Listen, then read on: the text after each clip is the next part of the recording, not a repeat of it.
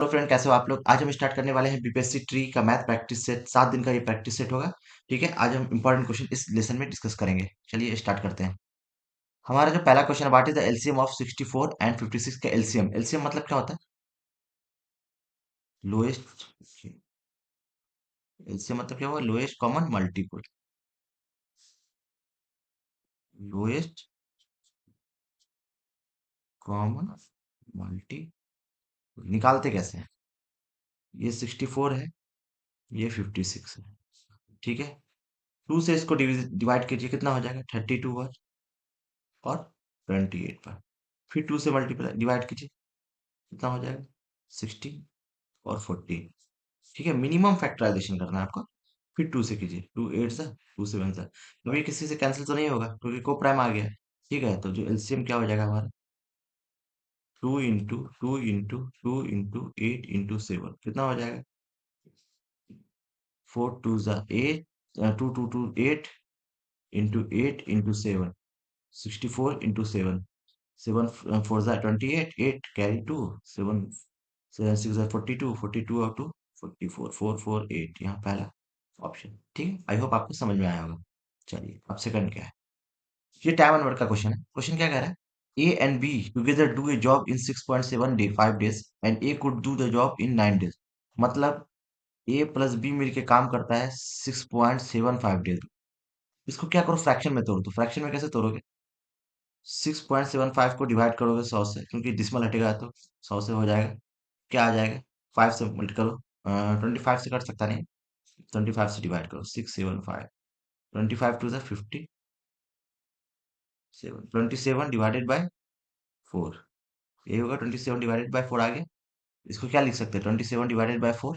और ए could job, ए कितना दिन काम करेगा? 9 दिन काम करेगा। दोनों का एलसीएम क्या हो जाएगा?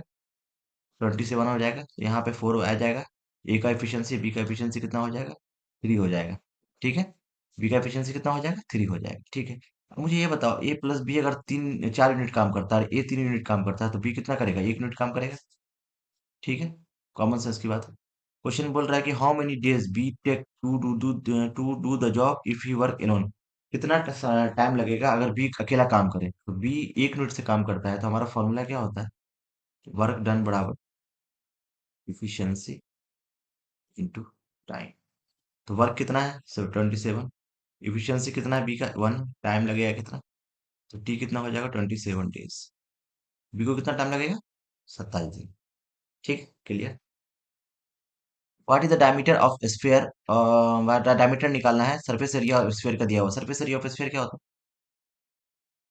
फॉर्मूला आपको याद रखना है। 4 पाई आर स्क्वायर। क्या आता है? 4 पाई आर स्क्वायर। ठीक है, इसकी कितनी वैल्यू दे रखी है? 154।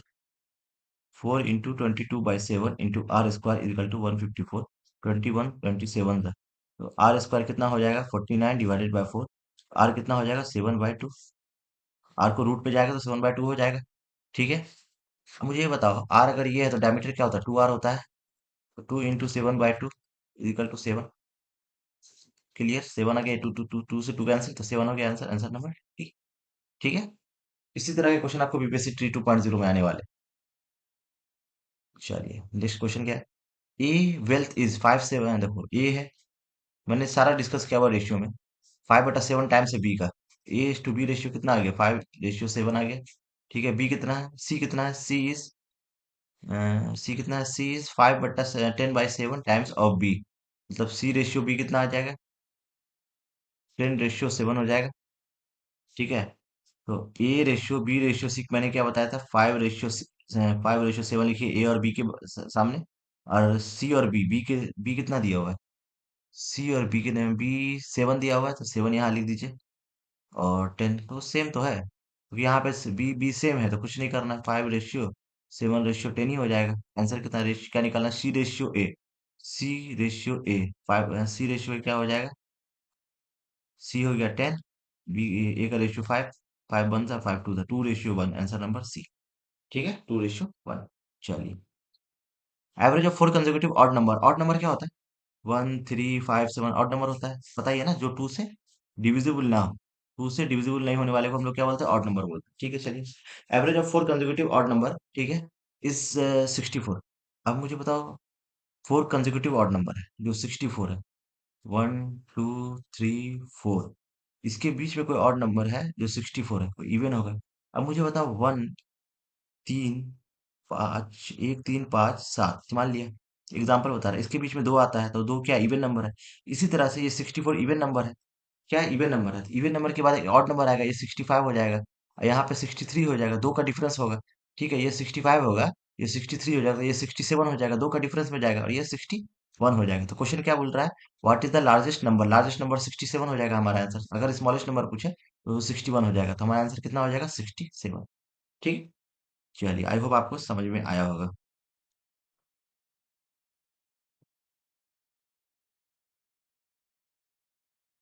ये भी क्वेश्चन मैं समझा देता हूँ आपको। चलिए चलिए, बहुत बढ़िया। ये क्वेश्चन है प्रॉफिट लॉस का। क्वेश्चन क्या कह रहा है, if a wholesaler sells a box of chocolate at 960 rupees, he gain 120। अच्छा, 960 रुपया बेचने पे उसको फायदा हुआ 120 रुपया, 20%। 20% का फायदा हुआ तो कितने में बेचा, ये बताओ। फ्रैक्शन वैल्यू 20% की क्या हो जाएगी, 20% की फ्रैक्शन वैल्यू 1/5। मतलब सीपी एसपी, 5 रुपए का सामान 6 रुपए में बेच देता है, एक का प्रॉफिट हो जाएगा। लेकिन यहाँ पे बोल रहा है 6 यूनिट की वैल्यू कितना, 9600, मतलब 6 यूनिट की वैल्यू है 960 रुपए। ठीक है, 960 रुपए कितना गुना हो जाएगा, 16 6 96, 160। ये भी 160 गुना हो जाएगा ना? मैंने बताया था रेशियो में सब मल्टीप्लीकेशन सेम होता है, 16 25 80, 800 हो जाएगा। चलिए, अब मुझे बताओ, सीपी हमारा आ गया 800। यही सीपी फिर जो क्या करेंगे कि ही डिसाइडेड, वो डिसाइड करता है कि टू सेल इट रुपीज 1120 रुपये। मतलब 1120 रुपये में उसको बेचने की मंशा की नहीं, हम 1120 रुपये में बेचेंगे। सीपी 800 रुपया, 800 रुपये का चीज को हम 1120 रुपये में बेचेंगे, तो हमारा प्रॉफिट होगा। कॉमन सेंस की बात है, प्रॉफिट होगा। प्रॉफिट कितना हो जाएगा, 1120 माइनस 800, वो 320 रुपये का प्रॉफिट हो जाएगा। लेकिन यहाँ पे क्या बोल रहा है, प्रॉफिट परसेंट। प्रॉफिट परसेंट क्या हो जाएगा, profit percent, profit divided by CP into 100। 10 से 10, 8 1 सा 8 4 सा 40, 40% का प्रॉफिट हमारे हो जाएगा। कितना हो जाएगा, 40%। ठीक है, समझ में आया आपको, प्रॉफिट लॉस का क्वेश्चन। चलिए, ये बहुत इजी क्वेश्चन है। इस तरह क्वेश्चन कभी भी दिखे आपको, ए मैन विल्स, ठीक है, एक व्यक्ति अपनी संपत्ति का 25% of his wealth to charity. 25% मतलब उसके पास 100 यूनिट है, ठीक है, उसमें क्या करता है, 25% चैरिटी में भेज देता है। 25% मतलब 25 यूनिट चैरिटी में। ओके, कितना बचा, 75 यूनिट बचेगा। अब क्या बोल रहा है, what percent of wealth will be charity does the family get. Okay, कितना रेस्ट ऑफ इस फैमिली, ठीक है, फैमिली को रेस्ट भेज देता था, मतलब कितना चैरिटी में गया, ये मुझे बता, कितना चैरिटी में जा सकता है, 75। ठीक है, तो चैरिटी में कितना गया, 25 गया, इंटू 100 कर देंगे, 25 बन जाए 24, 300। 300% हमको गया चैरिटी प्लस। ठीक है, क्लियर। यही बोला, दान में दी गई संपत्ति का कितना प्रतिशत परिवार को मिलता है, तो 300% मिल जाता है। ठीक है, क्लियर। चलो बढ़िया।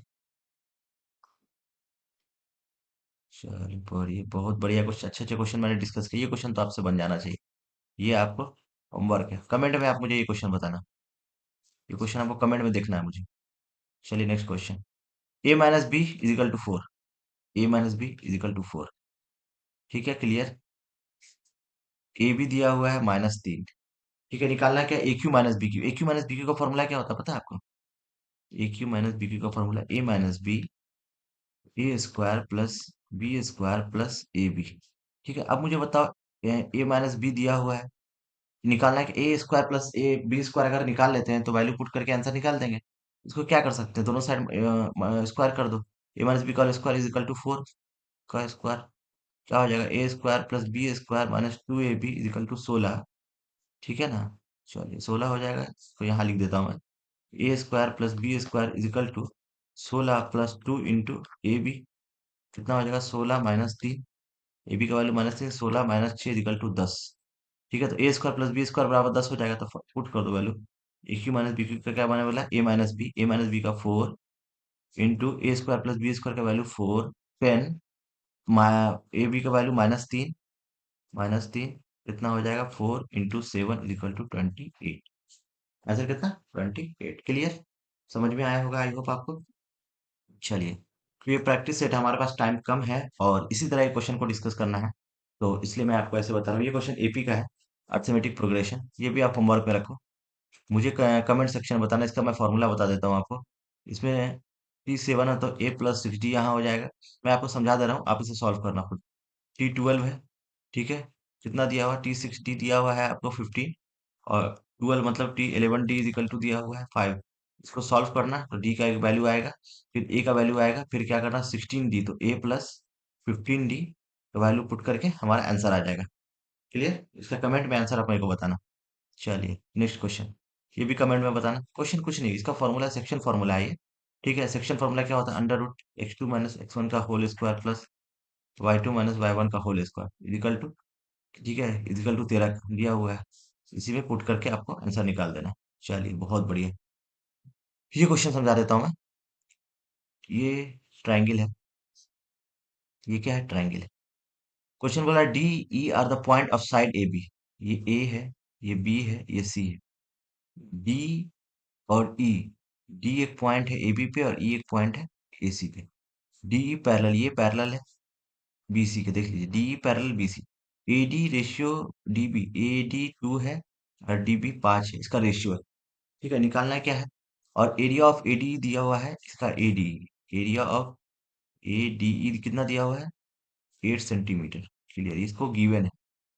मुझे एक चीज याद रखना, हमेशा हमेशा याद रखना है आपको एक चीज, अगर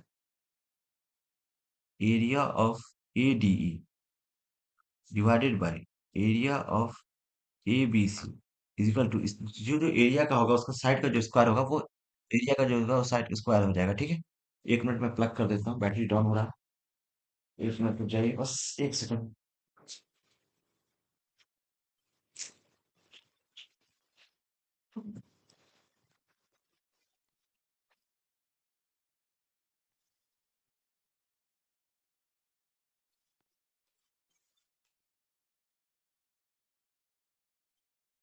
हाँ, अब मैं बताता हूँ क्या हो रहा है, कि area of AD divided by area of ABC।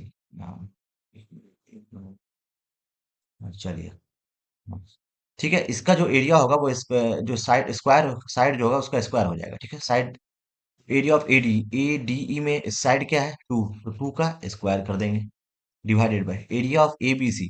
ABC में क्या हो जाएगा, पूरा हो जाएगा साइड, AD प्लस BD, तो 5, 2 + 5 कितना होगा, 7 हो गया, तो 7 का स्क्वायर हो जाएगा, 4/49 हो जाएगा। ठीक है, ठीक है। अब क्वेश्चन क्या कर रहा है, what is the area of quadrilateral BDEC। ठीक है, अब मुझे एक चीज बताओ, एरिया ऑफ AD कितना दिया हुआ था, 8 सेंटीमीटर दिया हुआ था, लेकिन यहाँ पे 4 यूनिट है, तो 4 यूनिट बराबर कितना हो जाएगा, 4 यूनिट बराबर 8 सेंटीमीटर, 1 यूनिट बराबर 2 सेंटीमीटर। ठीक है, सेंटीमीटर। ठीक है, क्लियर हो गया ना। ठीक है, चलो 1 यूनिट की वैल्यू निकल गई, निकालना क्या है, area of triangle BDEC, BDEC ये निकालना है। ठीक है, क्लियर। ये कैसे निकलेगा, ये पूरे में से इसको माइनस कर देंगे, इसके साइड को, ये निकल जाएगा एरिया को। अब 49 पूरा एरिया है, और इसमें जो ये वाला एरिया है ये 4 यूनिट है, तो 49 - 4 45 हो जाएगा। ठीक है, तो वो 1 यूनिट बराबर 2 सेंटीमीटर, तो 45 यूनिट बराबर क्या हो जाएगा, 2 × 45 इजिकल टू 90। ठीक है, हमारा आंसर कितना आ जाएगा, 90। समझ में आया, टोटल में से अगर इसको माइनस कर देंगे तो ये पोर्शन आ जाएगा हमारा, ये पोर्शन आ जाएगा। ठीक है, इतना यूनिट, 1 यूनिट बराबर अगर 2 सेंटीमीटर है, तो ये जो यूनिट आया हमारा 45 - 4, 49 - 4 45 आया, 45 यूनिट बराबर कितना हो जाएगा, 90 सेंटीमीटर। चलिए बढ़िया। ये ट्रिग्नोमेट्री का क्वेश्चन है, what is the value of sin 30 and √2 cos 30। sin 30 की वैल्यू कितनी होती है, याद रखना पड़ेगा मुझे, 1/2। cos 30 की वैल्यू कितनी होती है, √3/2।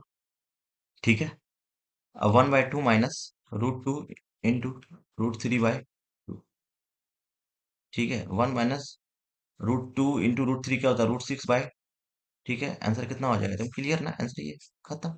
कितना इजी क्वेश्चन, क्वेश्चन कुछ भी नहीं है, आपको याद रखना पड़ेगा फॉर्मूला। ठीक है, वैल्यू याद रखनी पड़ेगी आपको। चलिए बहुत बढ़िया, ये भी क्वेश्चन कुछ नहीं, ये क्वेश्चन भी आप कमेंट में मेरे को आंसर बताओ इसका। ठीक है, अगर समझ में नहीं आया तो सॉल्व करो, ये बहुत इजी बच्चे वाले क्वेश्चन, सारे आंसर बताया मैंने। अब ये बताओ, मैं भी समझा देता हूँ, ये सेक, ये right angle triangle sec theta बराबर क्या, cos थीटा बराबर क्या होता है, B/H, सेक थीटा क्या होता है, H/B। H हो गया 13, ये 12, 12 13। अब मुझे बता, पाइथागोरस क्या होता है, 169 - 144 कितना हो जाएगा, 5 तो 5 12 13 5 का वो हो जाएगा, ट्रिपलेट हो जाएगा। ठीक है, साइन थीटा क्या हो जाएगा, पी बाई एच। पी कितना है 5 और ये 13। Sine theta equal to 5/13। ठीक है ना, पाइथागोरस लगा दो, Pythagoras p square equal to b square plus h square equal to, रुको रुको रुको रुको, हमको क्या दिया, एच दिया हुआ है, तो निकालना है क्या, पी। पी इजिकल टू क्या हो जाएगा, under root h square minus b square. ये वाला फॉर्मूला लगा, इससे 5 आएगा, फिर साइन थीटा बराबर होता है P by H, P divided by H. ठीक है, ये साइन थीटा का फॉर्मूला होता है। चलिए बढ़िया। अब देखो क्वेश्चन क्या हो रहा है, 10% लॉस ऑन सेलिंग प्राइस। किस पे 10% लॉस हो रहा है, सेलिंग प्राइस पे। 10% लॉस किस पे, सेलिंग प्राइस पे। 10% की फ्रैक्शन वैल्यू 1/10, तो ये एसपी हो जाएगा, क्योंकि सेलिंग प्राइस पे लॉस हो रहा है। अगर ये एसपी हो गया, ठीक है, ये सीपी लिखो, ये एसपी लिखो, और ये लॉस लिखो। एसपी कितना, 10 यूनिट, लॉस कितना, 1 यूनिट। अगर मुझे एक चीज बताओ, कितने में बेचा जाए, 10 रुपए में बेचे, एक यूनिट का लॉस हुआ, तो कितना रुपया होगा उसका दाम, 11 रुपया होगा ना। 11 रुपया दाम होगा, तब तो आप 11 रुपया की चीज को 10 रुपए में बेचोगे, तो 1 रुपए का नुकसान होगा आपको। ठीक है, क्वेश्चन बोल रहा है कि सीपी पे कितना परसेंटेज होगा, सीपी कॉस्ट प्राइस पे, तो अगर 1% का लॉस होगा कितने पे, सीपी पे इंटू 100, तो कितना हो जाएगा आपको, 9 होल 1/11%। खत्म, एक लाइन का आंसर है। बीपीएससी में पूछा गया हुआ है ये क्वेश्चन, बीपीएससी का क्वेश्चन मैंने बताया आपको। इस बार जो एग्जाम हुआ बीपीएससी का, उसमें क्वेश्चन आ चुका है। ये भी क्वेश्चन बीपीएससी का है। क्वेश्चन क्या कहेगा, 2% A B complete a task in 15 days. 2% A 15 दिन में टास्क कंप्लीट करता है, ठीक है। व्हेन दे वर्क टुगेदर, जब एक साथ काम करेगा, person A completes in task in 20 days. A 20 दिन में काम करेगा। अरे इसका एलसीएम निकालो भैया, 15 20 का एलसीएम कितना होता है, 60 होता है। मैंने सारा बता रखा है आपको टाइम एंड वर्क में। 15 4 जा 23 जा। ए प्लस बी अगर 4 यूनिट काम करता है, और ए मिलके 3 यूनिट काम करता है ये अकेला, तो बी कितना करेगा, 1 यूनिट काम करेगा। 4 - 3 1। ठीक है, तो बी क्वेश्चन बोल रहा है how many days will B take to finish the task alone. तो कितना हो जाएगा बी का, कितना होता है, वर्क डन बराबर क्या होता है, efficiency into time. Efficiency into, formula भी लिखना पड़ेगा क्योंकि आपको तो याद रहेगा नहीं। वर्क डन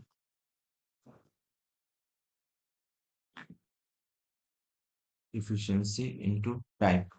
ठीक है, वर्क डन बराबर क्या होता है, इफिशियंसी इंटू टाइम। अब वर्क कितना है हमारा, 60 unit. Efficiency 1 unit into time कर देंगे, तो टी बराबर कितना हो जाएगा, 60 डेज। आंसर कितना, 60 डेज। क्लियर, बढ़िया। चलिए, आपको ये क्वेश्चन समझ में आया होगा। ठीक है, जहाँ पे कोई डाउट लगे आपको, क्योंकि ये जो क्वेश्चन है मैं आपको समझा चुका हूँ सारा क्वेश्चन। और आज ये लेसन मैं कंप्लीट कर देता हूँ, 7 दिन का, क्योंकि एग्जाम डेट आ चुका है। तो ये जो हर डे आपको मैथ प्रैक्टिस सेशन रहेगा। और मेरी वीडियो आपको पसंद आए तो इसे फॉलो जरूर करें, मेरे चैनल को फॉलो करें, फॉलो माय चैनल। ओके, अगर क्वेश्चन पूछना है तो आप कहीं से भी पूछ सकते हैं मुझसे कमेंट के जरिए। Thank you so much.